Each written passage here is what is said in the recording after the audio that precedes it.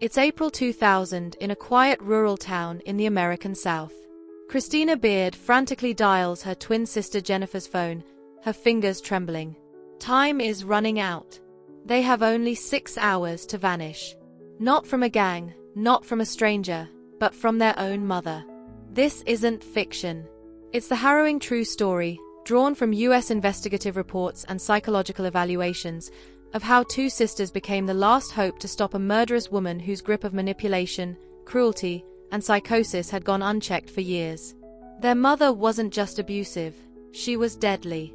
And now, with key evidence in hand, the twins were the only ones who could bring her down. But first, they had to survive. Don't forget to subscribe and turn on the notification bell for more true crime stories that you won't believe are real.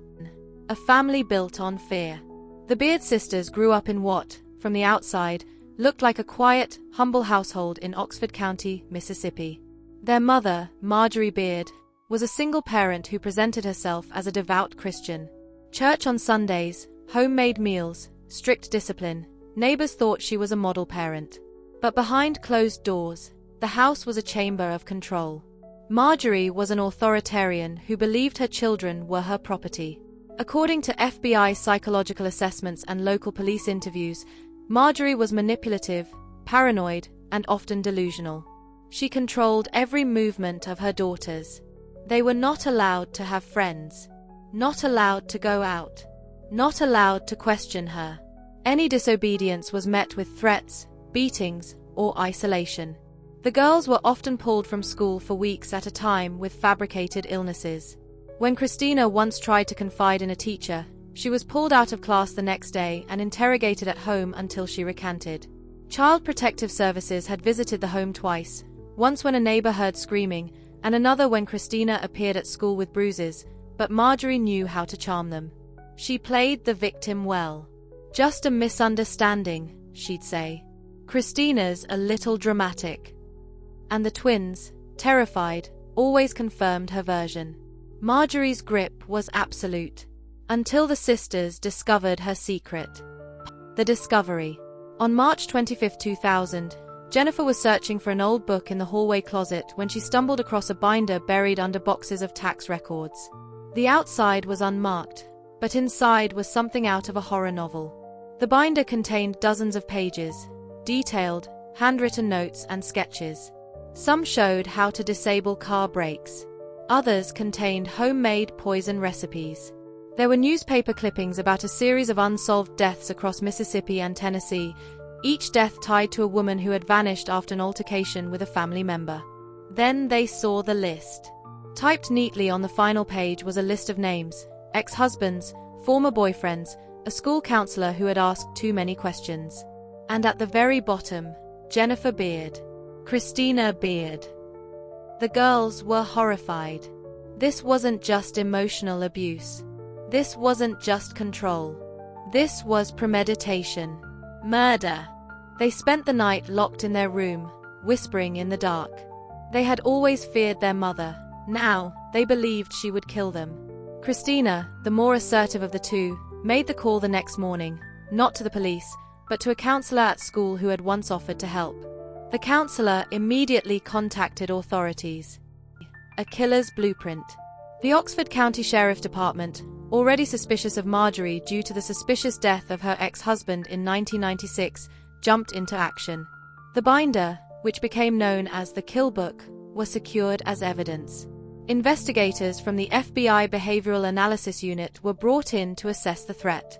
The content shocked even seasoned agents. It wasn't the erratic ramblings of an unstable woman, it was meticulous. Pages of timelines, names and schedules. She had recorded when each daughter was alone. She had even written out mock police statements in different handwriting, apparently in case she needed to forge witness accounts. Forensic psychologists later noted that Marjorie Beard displayed signs of a rare psychopathic condition, coercive control combined with delusional personality disorder. She truly believed the government was monitoring her daughters, and that by eliminating them, she could regain control of her life. Despite the overwhelming evidence, Marjorie hadn't yet committed a prosecutable crime. Authorities could not arrest her until a formal threat or attempt was made. With no legal grounds for removal, the girls were placed back in her custody, with FBI surveillance now quietly trailing them. That night, Marjorie screamed at the girls for being spies and said she had seen the signs.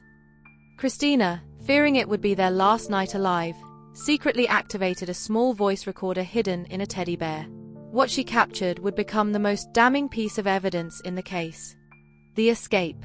The next morning, April 1st, Christina turned over the tape. On it, Marjorie ranted about finishing the job, describing how they won't wake up tomorrow. That was all law enforcement needed. An emergency arrest warrant was signed by 4 p.m.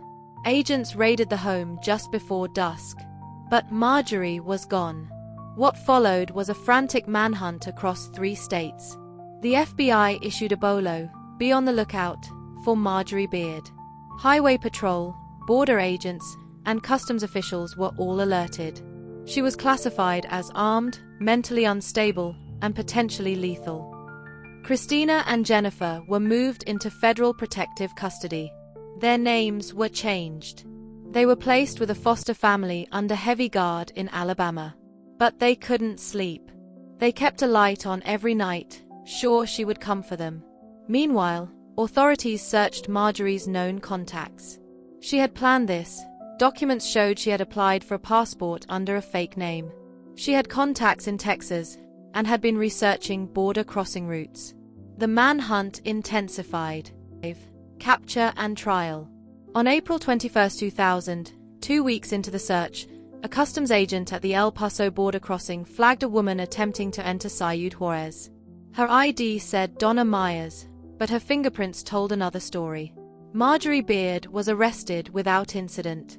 On her was a small backpack containing a pistol, a vial of strychnine, multiple IDs, and $3,000 in cash. She was returned to Mississippi to stand trial. The case of Mississippi versus Marjorie Beard began in October 2000. The prosecution presented audio recordings, the kill book, and psychological evaluations. Christina and Jennifer testified from behind a privacy screen. Their statements were tearful, but resolute. "She told us if we ever spoke out, we'd end up like Dad," Jennifer said. "She wanted to erase us," Christina added. "And she almost did." Marjorie's defense argued diminished capacity. She had been abused as a child. She had no prior convictions. But the jury took only 4 hours to reach a unanimous verdict. Guilty on all counts: conspiracy to commit murder, attempted murder, unlawful possession of weapons, and child endangerment.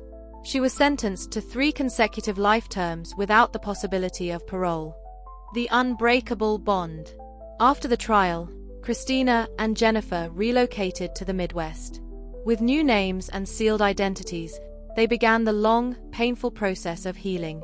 In a rare interview in 2021, Christina said, "Our mother tried to kill us, but she gave us something, too, a mission. We survived. And now we protect those who can't." Subscribe and hit the notification bell so you never miss the darkest, most unbelievable true crime cases, told with truth, heart, and the voices of survivors.